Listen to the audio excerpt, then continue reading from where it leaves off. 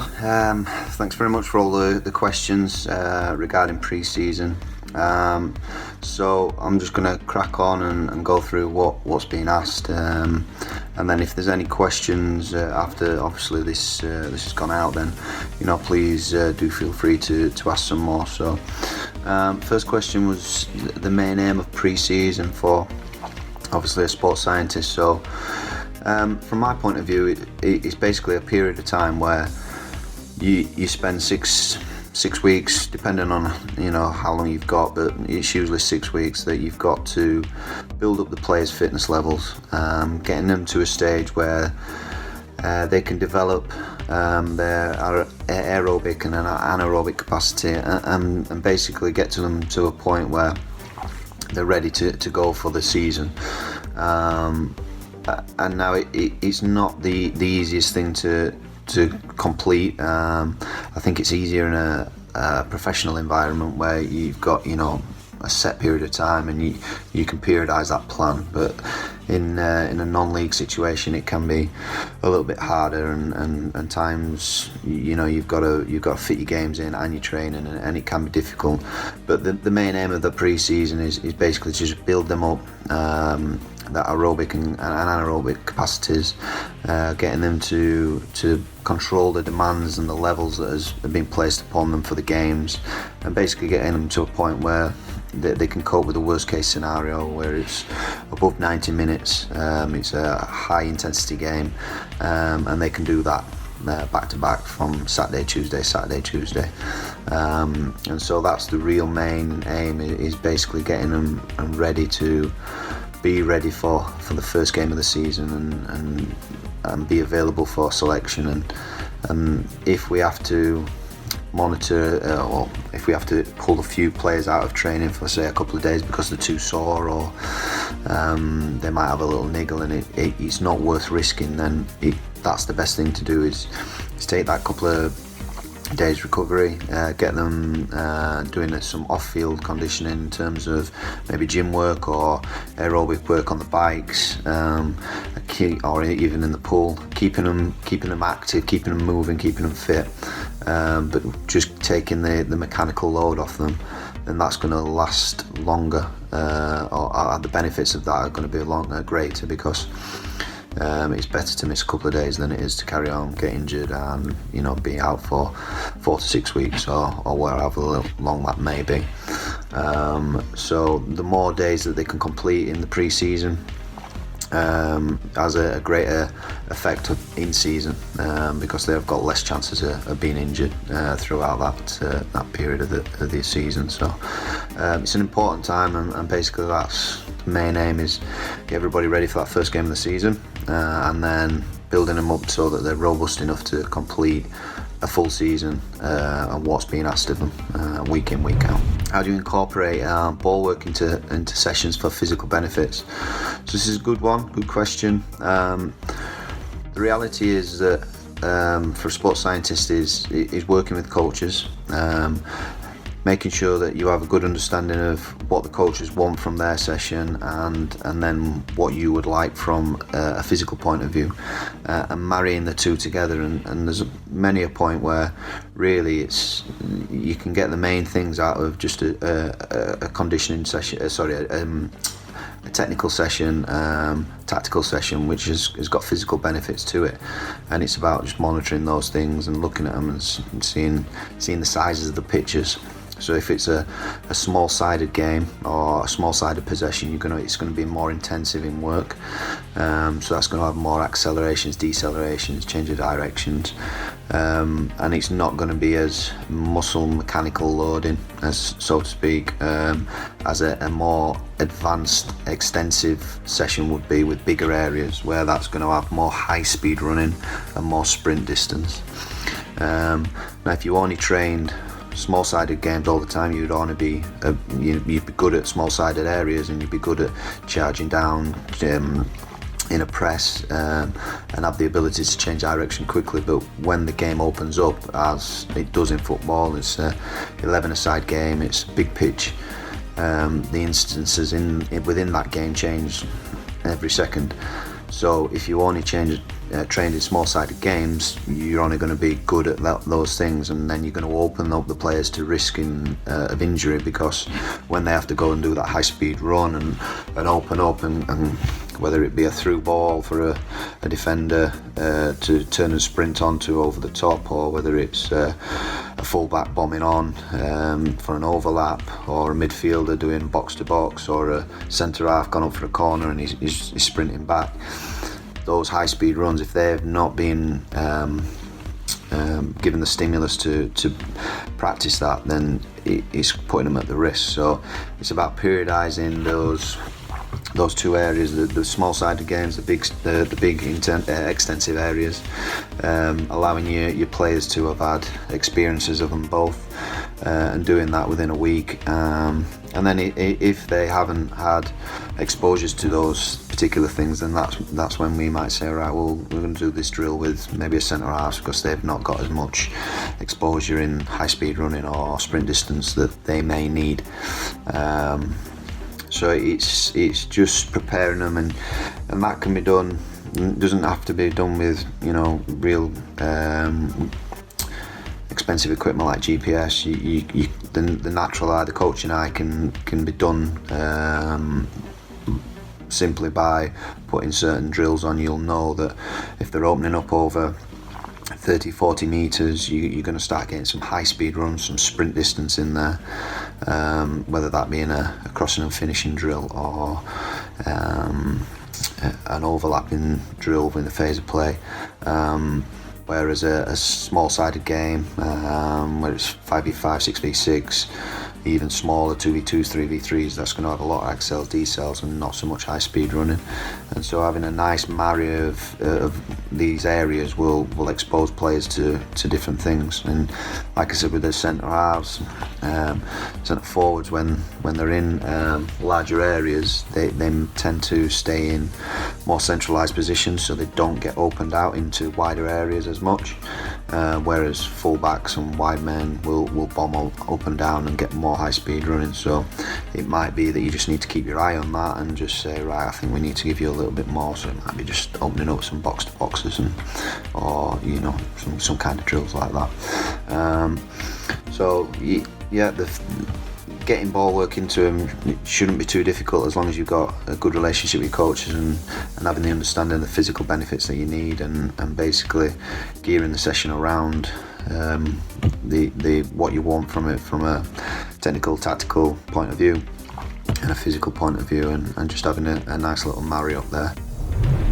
Next question was about testing and tests that we would do and why we would do them, and if we do them, what are they? So there's a magnitude of different tests out there.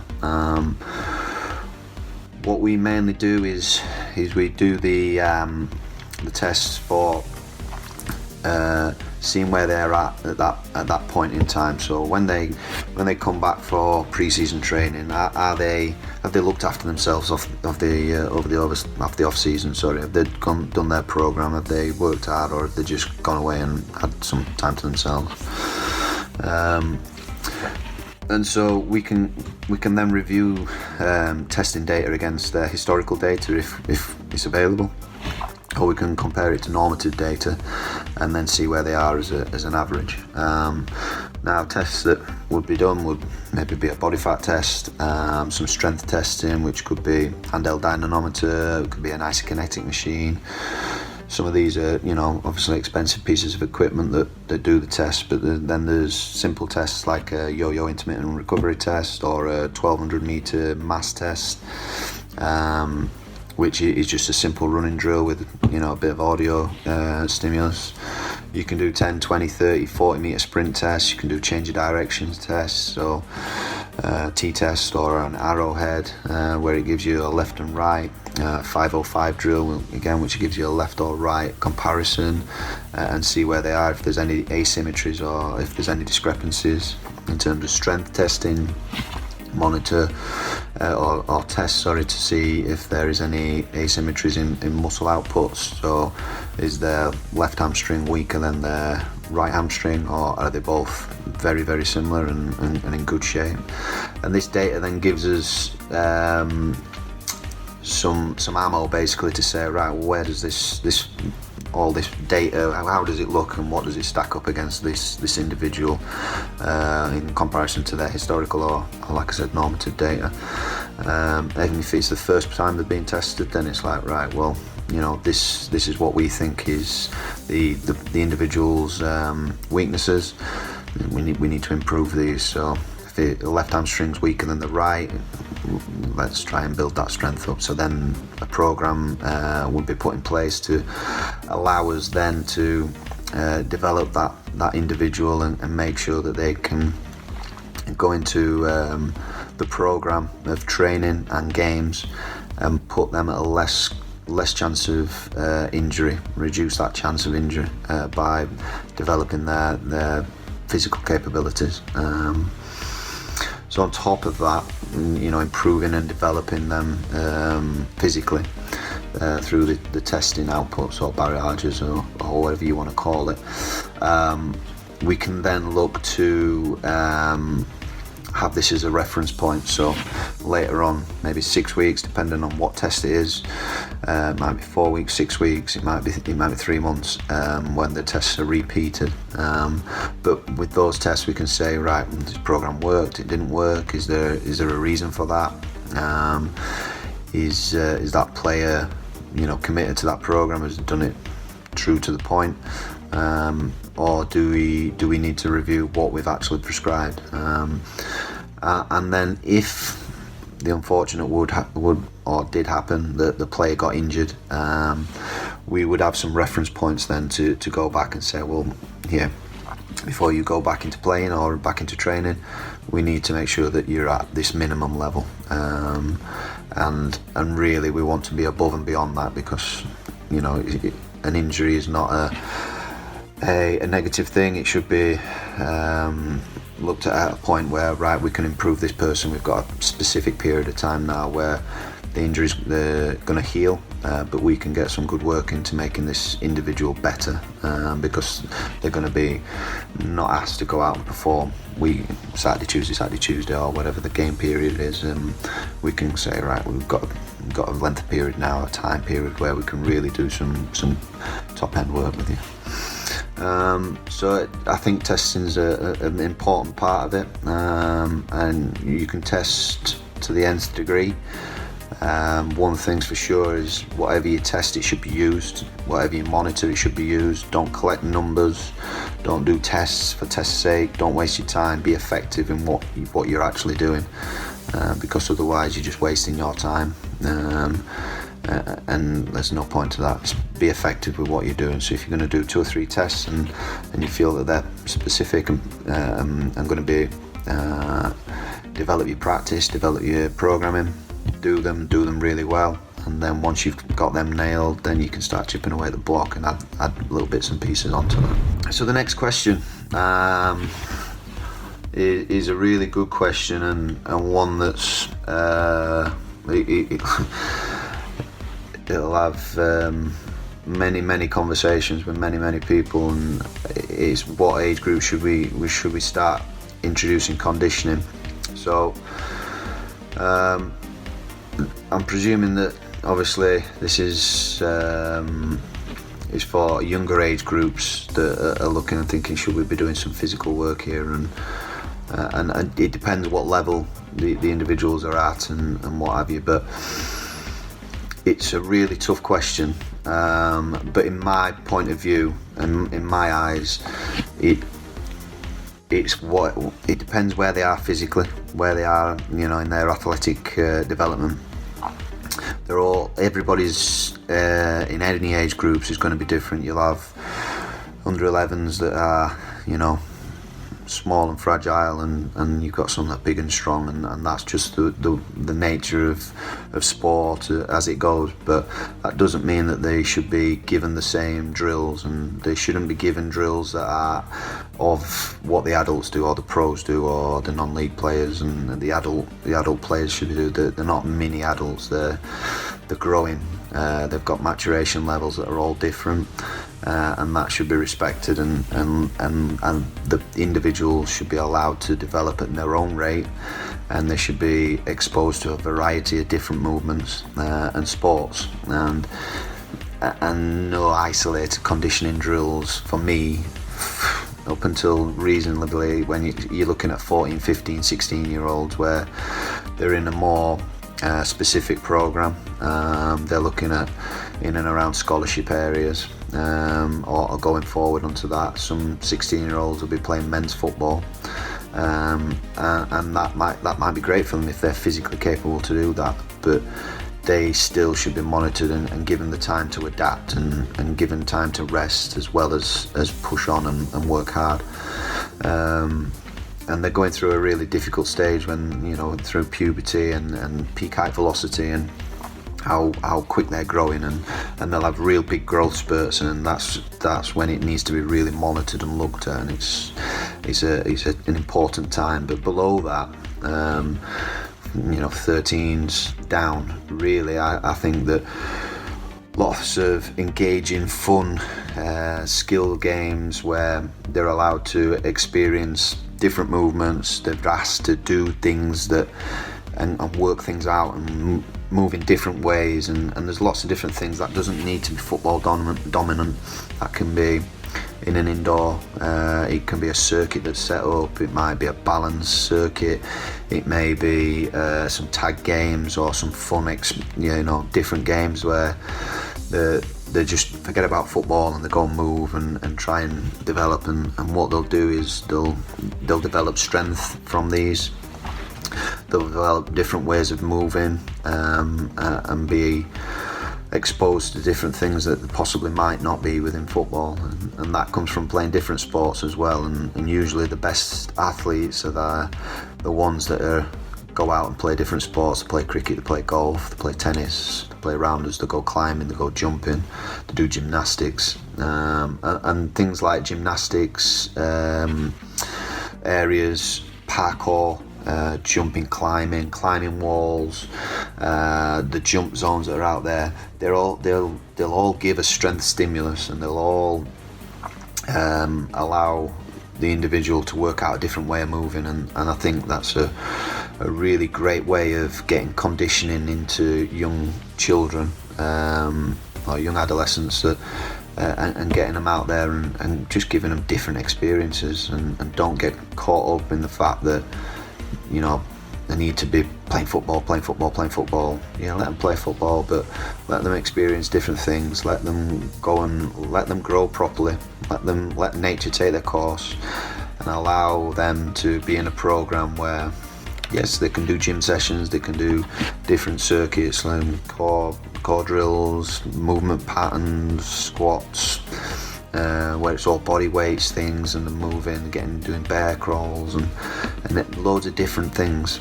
But giving them different experiences is really, really good, and it will help their athletic development no end. So waffled on a little bit there, but conditioning drills, don't get caught up in it.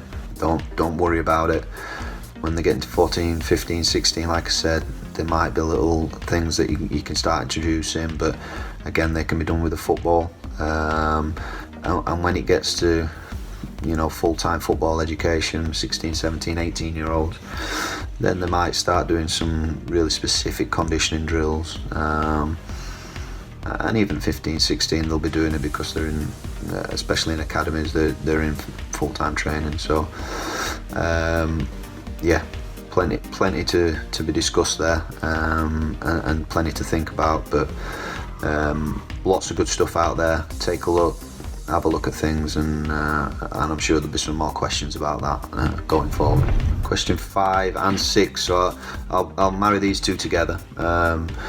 So it's about how many pre-season games should there be, and then how do you build up the minutes.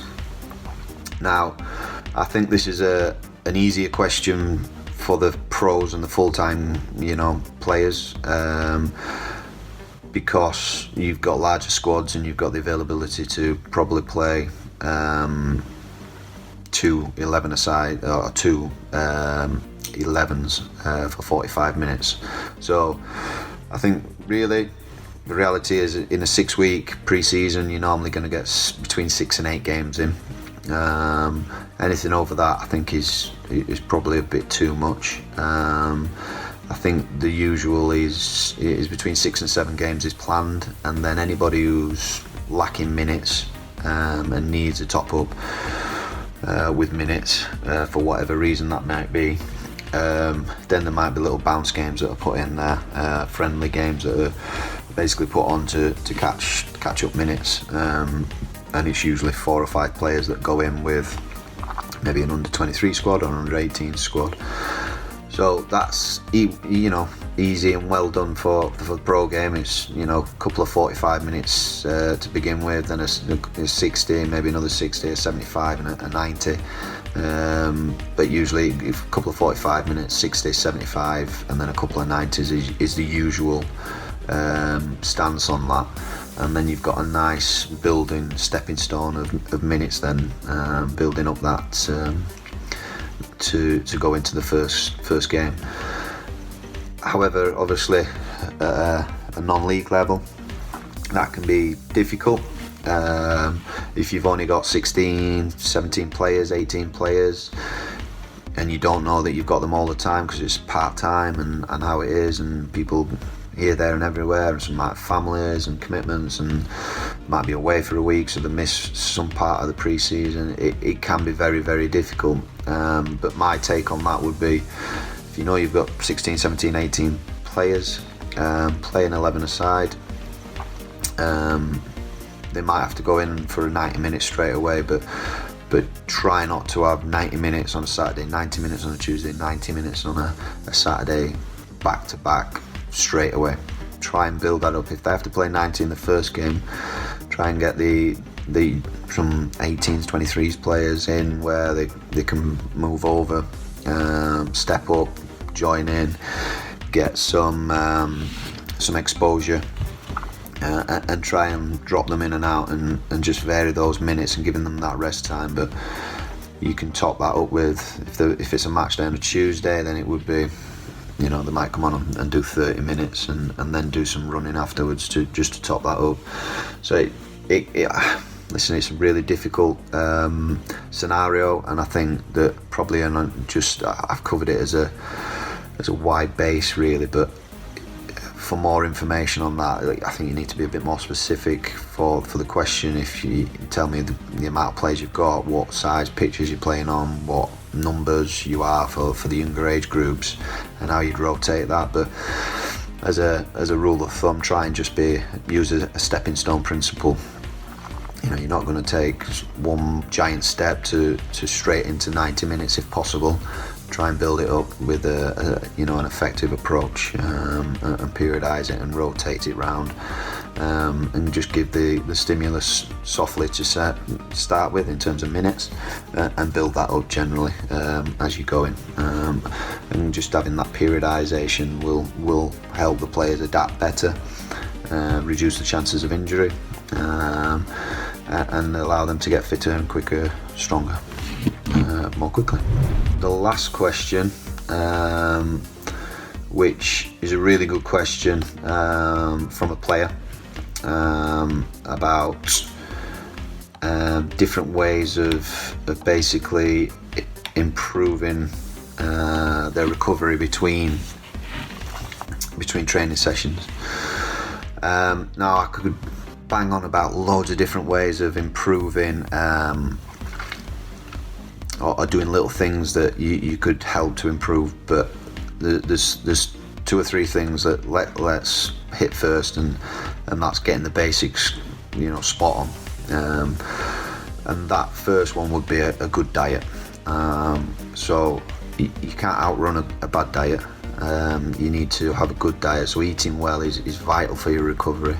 Now, we've got, with Football DNA, we've got Daniel Kearney, who's a nutritionist at a professional football club. Really good knowledge, gathering more experience as he goes. He's carrying on his studies as we speak, and he'll have some really great tips on a good sound diet, and I really push you to look at his stuff, and I've take note of what he's saying about recovery from between training sessions, when to load up on your carbohydrates, and ready for match days, and then when to back off on the carbs and hit protein, and getting then in between that the right amount of fats and the correct fats, not the bad fats. So yeah, go over to Daniel's bit on the nutrition part of the website, and he'll give you some really good ideas of improving your diet, because that's the first one to help you recover. The second one is to rehydrate. It's an easy thing to do. Drink water. In terms of on match days, you can have different types of drinks, but there's some really good ones with the effervescent tablets that have got the sodium in there, and that allows that the mineral content to allow rehydration to be so much better and easier, which allows muscle function to be better. So, but an easy way to review how much you need to drink would be to weigh yourself before you train, weigh yourself after train, same for the games, see how much you've lost, and then you're looking to replace in and around 300 millilitres for every 200 grams of body weight that you've lost.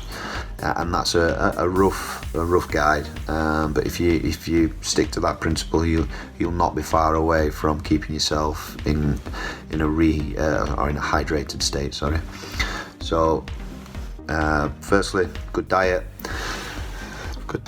Secondly, rehydrate, and then the third one is to sleep well.